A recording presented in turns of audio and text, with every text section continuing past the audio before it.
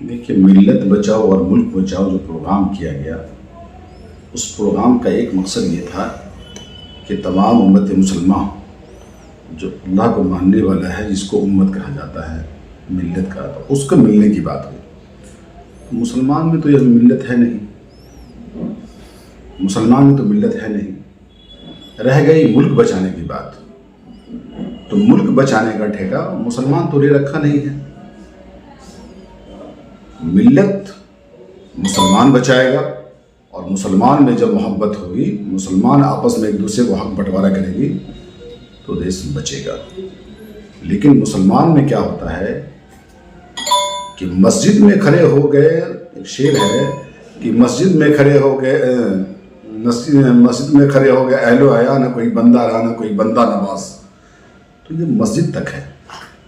मस्जिद से बाहर निकलने के बाद ये मुसलमान अल्लाह को मानता है, रसूल को मानता है, लेकिन जात वाइज गुजर टोली, जुल्हा टोली, दुनिया टोली, बक्को टोली, सिख टोली, पैठन टोली नाम से ये माना जाता है। गवर्नर साहब ने कल कहा ना कि जिस दिन ये मिल्लत तब बचेगी जब एक मुसलमान दूसरे मुसलमान के यहाँ अपना बेटी देना लेना शुरू कर देगा।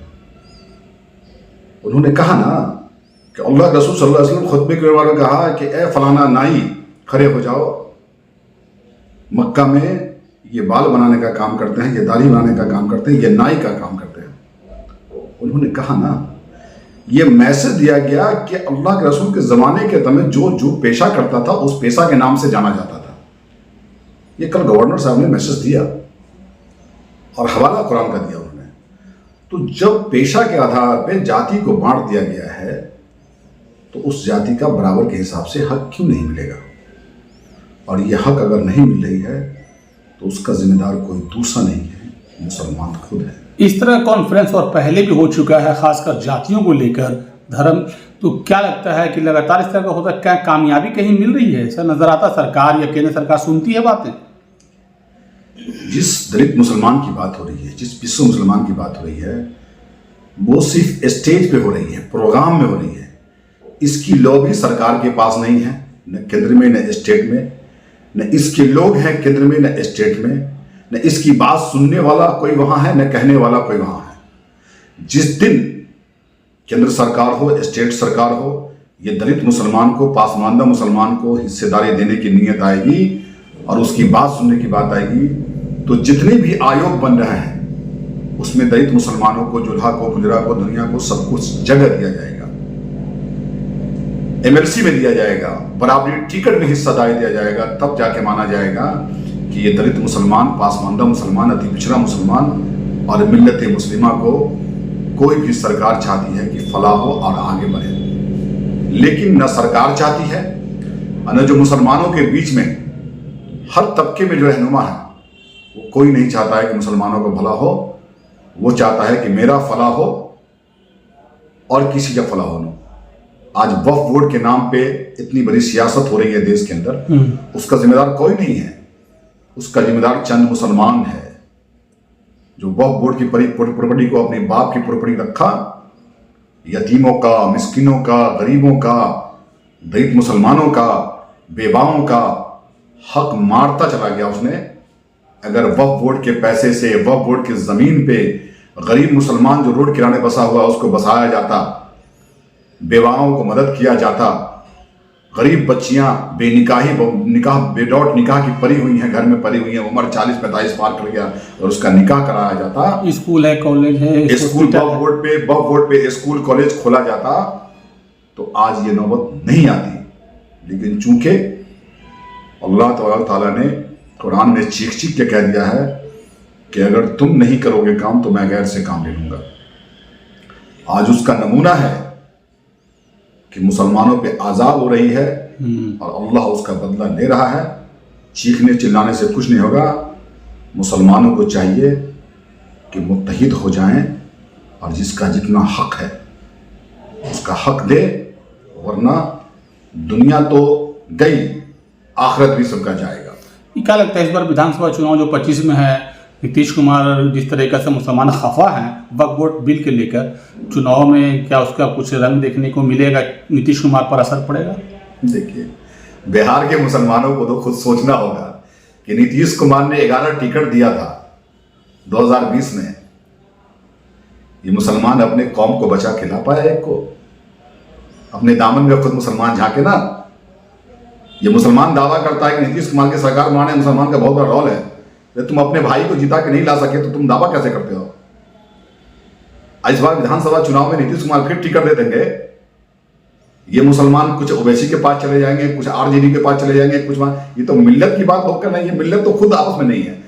तो ये मुसलमानों के पास खुद अपने दामन में झांके और अल्लाह से माफी मांगे कि हम लोग जो बिखर गए हैं, चंद पैसों पे बिक जाते हैं, चंद फायदे के लिए बिक जाते हैं।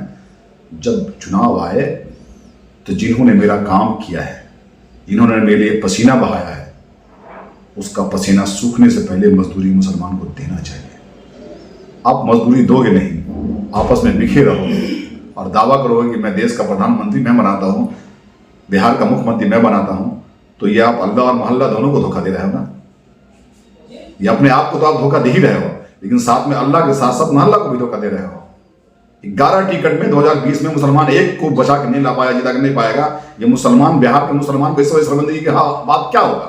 तो क्या करना चाहिए? आखिर मुसलमान कौन प्लेटफॉर्म पर जाए? मुसलमान तो कहीं ना कहीं फंसता हुआ नजर आता है, हर चुनाव में हो या किसी भी सियासतदान उसको लेके यूजफुल कहा जाता है। मुसलमान एक यूज होते हैं, तो उसको कैसे आखिर बचाया जाए मुसलमानों को?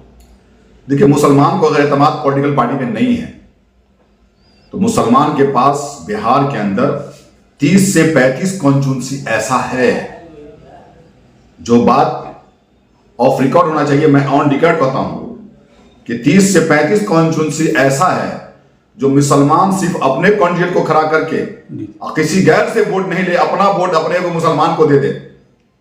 जहां शैख की आबादी है शैख कैंडिडेट बने, जहां कुंजरा की आबादी है राइन की, वहां राइन को कैंडिडेट बना दे, जहां अंसारी की आबादी है अंसारी के वोट बना दे, जहां बक्को की आबादी है वहां बना दे, जहां मंसूरी की आबादी है वहां, जिसकी आबादी जिस कॉन्स्टिट्यूंसी में वहां एक कैंडिडेट खड़ा कर दे और सब मिलकर के सब 100 को वोट देंगे। तू हमारा हुआ वोट दे, हम तोरा वोट वहां देंगे, आप वहां हमको दीजिए, वहां दीजिए। 35 से 36 विधायक विधानसभा में पहुंच जाएगा। लेकिन मस्जिद में कहेंगे एक ही सब में खड़े हो गए अहलो आया, न कोई बंदा रहा न कोई बंदा नवाज। तो ये मस्जिद तक और दस्तरखान पर बोलने से काम नहीं चलेगा। आपको दस्तरखान और मस्जिद के साथ साथ समाज के बीच में अगर जहां पे 5000 गुजरा राइन की आबादी है तो वहां का मुखिया राइन बनना चाहिए। जहां पे 35,000 मुसलमान की आबादी है वहां पे अगर 15,000 अंसारी है तो वहां विधायक का कैंडिडेट अंसारी होना चाहिए। जहां पे 40,000 मुसलमान का वोट है वहां पे अगर 20,000 शैख की आबादी है तो वहां पे शैख कैंडिडेट होना चाहिए। जहां पे 45,000 50,000 मुसलमान की आबादी है वहां पे 17,000 18,000 अगर किसी मंसूरी की आबादी है तो वहां पे उसका कैंडिडेट होना चाहिए। तब जाके मसवात आएगा, तब जाके मिल्लत आएगा। वरना हम कब तक अल्लाह और मोहल्ला को धोखा देते रहेंगे और मुसलमान धोखा दे रहा है। इसलिए आज मुसलमान के साथ ये नौबत है। अरे भाई, जब बात होती है मुसलमानों की जगह देने की बात, तो सरकार के इर्द गिर्द जो चमचागिरी करने वाले लोग हैं वो मदरसा बोर्ड और हज भवन और ये भवन और वक्फ बोर्ड पे निगाह रहती है।